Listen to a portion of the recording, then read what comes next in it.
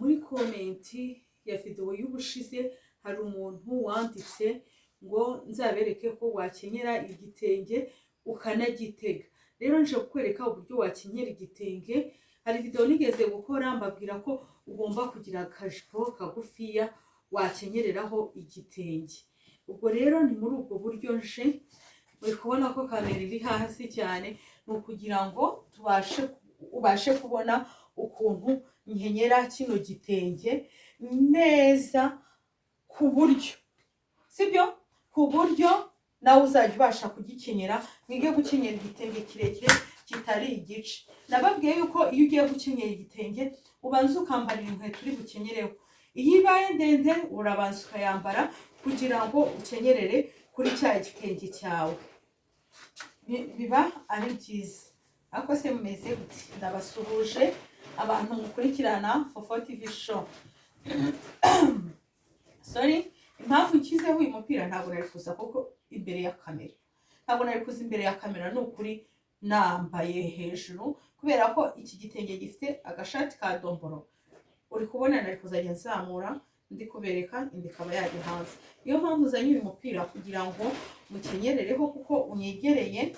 Nimara gukenyera ndahita nshyiraho iribaya ryako, noneho mpite mbereka nuko watega igitenge uramutse wambaye gutya, sibyo beza banje?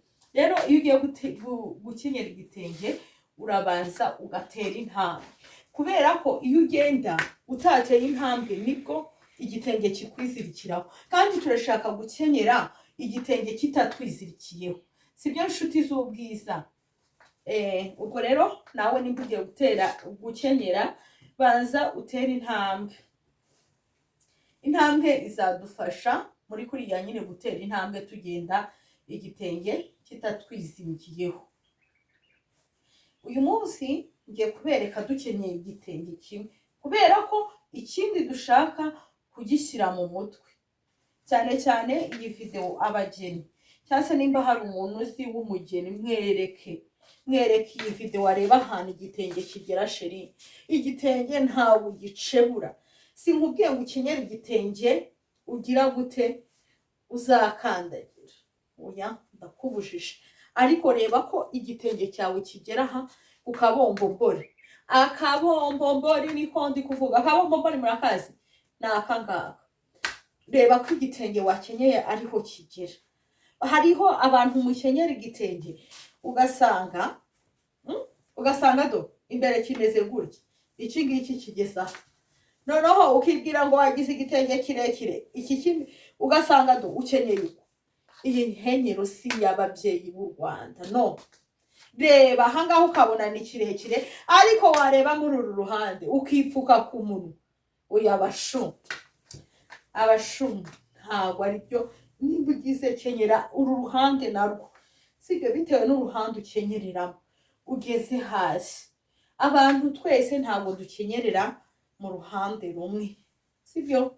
Reba ko kitaza gusumbana, ukizamura iki cy'imbere. Reba uru ruhande, noneho urebe n'uru. Ntabwo bisumbana cyane, birasumbanaho akantu gato cyane. Twige gukenyera. Nimba uri umugeni cyangwa se nimba uzi aho umugeni ari, mwoherereza iyi foto yige gukenyera, ne kujya mpura n'abantu bacebuye rwose. Ntabwo ari ngombwa, ari byiza gucebura igitenge. Ndakubujije guys. Biba byiza iyo umaze gukenyera hano ugasa nkuhagira gutya kugira ngo bihure neza. Ubonye kuntu usa nk'uguna ahangaha, kuko nicyo gitenge cyonyine uba ugiye kwambara, kandi bisabye ko ugira gute nyine n'imbuguni nuko, sibyo?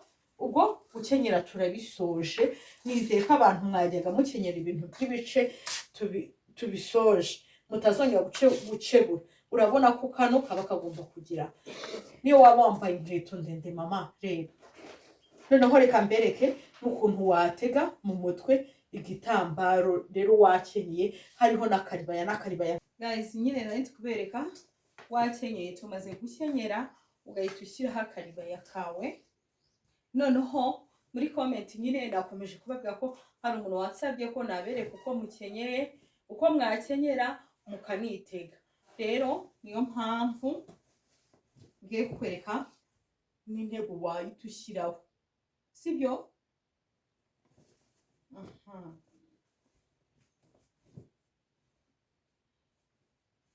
Intego ibereye umunyarwandakazi, umubyeyi mwiza nkawe rwose, ubona ko ufata igitenge uku nguku, wamara kugifata, urabibonye inshuti yanjye, wamara kugifata ugahita ukizirika. Igitenge iyo bakubwiye ngo utege igitenge utege iyihe ntego mama? Noneho warangiza ugahita ushyira ku mutwe. Ariko hari intego ebyiri ushobora gutega ugiye muri bride shower, ariko izo ntego nzazibereka, sibyo? Nzazibereka si ubu ngubu pe, uhita ukaraga.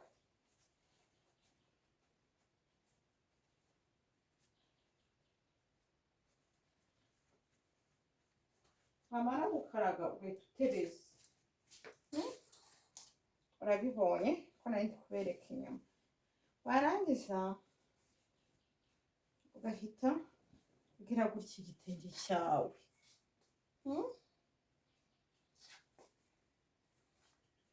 ukagitatura, babyita gutatura. Noneho warangiza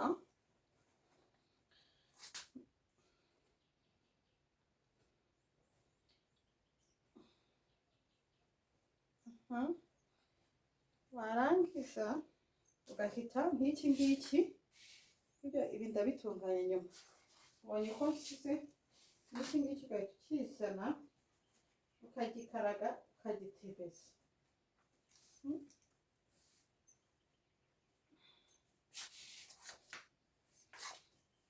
Ukagitebeza neza ukumva ko gikomeye. Hariho babonye gutya ati se ubu uko niko yagenda? No, ndababujije, ntabwo wagenda uko, uhita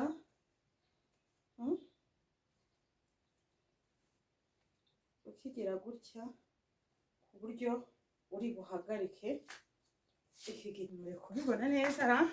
Cyamaze zitame, mubibone neza. Sinabonye ko nabigenje.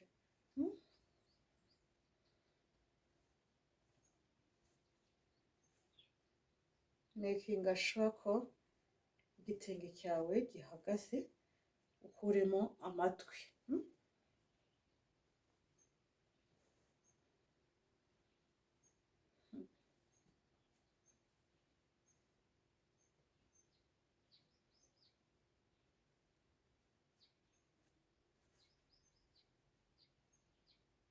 Ahangaha ku making sure ko kagize gutya,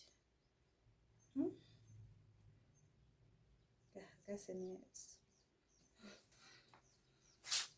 Guys, uramutse ugiye mu nzira ukenyeye gutya wanateze neza, sibyo?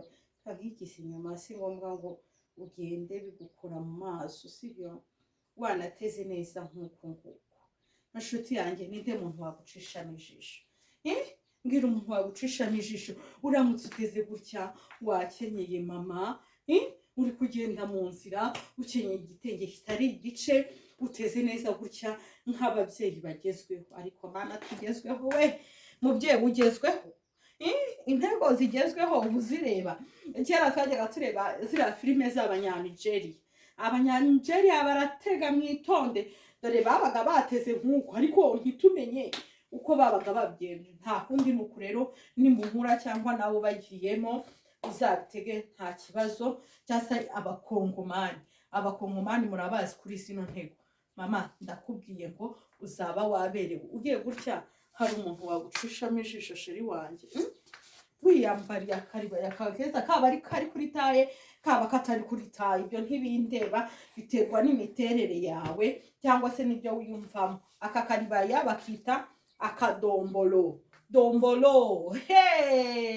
bakita akadombolo. Rero nawe ushaka wakadodesha cyane cyane ku bantu bafite ibifu binini ushobora kudodesha gutya nta muntu wagucisha n'ijisho. Rero wenda gushimiye we wakurikiranye Fofo TV show, Imana yo mu ijuru iguha umugisha. Nsaba wowe utarakora subscribe, ukora subscribe, mukore share, like na comment kugira ngo tuzage tubana no mu bindi biganiro by'ubwenge tugira hano kuri Fofo TV show.